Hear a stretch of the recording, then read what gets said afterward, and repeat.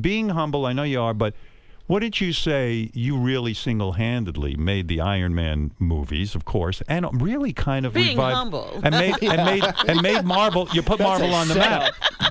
Would you be upset if they ever replaced you as Tony Stark and Iron Man, or do you have an exit strategy in any of this? I believe I do. Let me backtrack and just say that if you'd asked me in 2008, 9, 10 how I felt about it, I would say that I was the Atlas of the Marvel Universe. I was holding it up. Well, you were. They should erect a shrine in my honor, blah, blah, blah.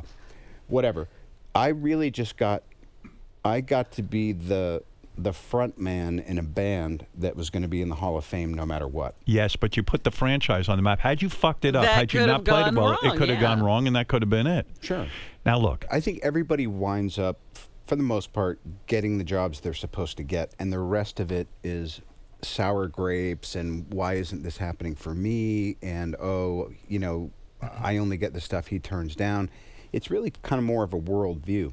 And right before Iron Man and the screen test for that, there was part of me that was saying, my worldview has to change if I want to really have a shot. You know, if I'm not on my side for this going my way, why should anybody else be?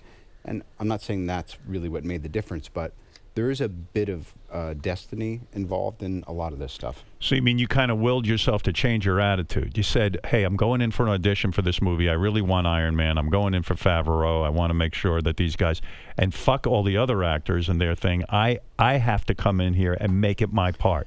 Is that what you're saying? You can't be sour grapes. You can't say, oh, woe is me. No, I haven't really done it since, but for that one instant, I had to psych myself into that there was nobody else on Earth had a chance. I was too prepared.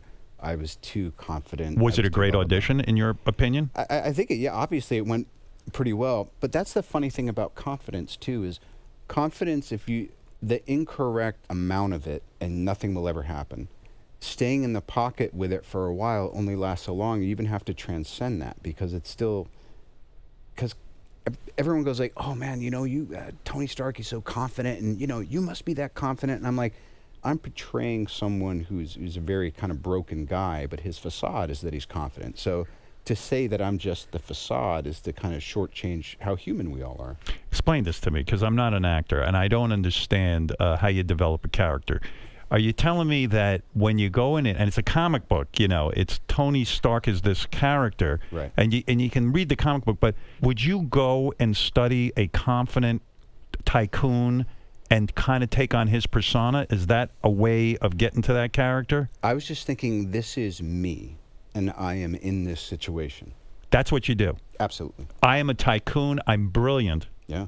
And how would I behave if I was that guy? Yeah, I was driving like, you know, a beat-up, used old car there, and I was, you know, I had the nicest suit I had to put on, but if you'd asked me how it arrived, I would have said in a convoy of Rolls Royces.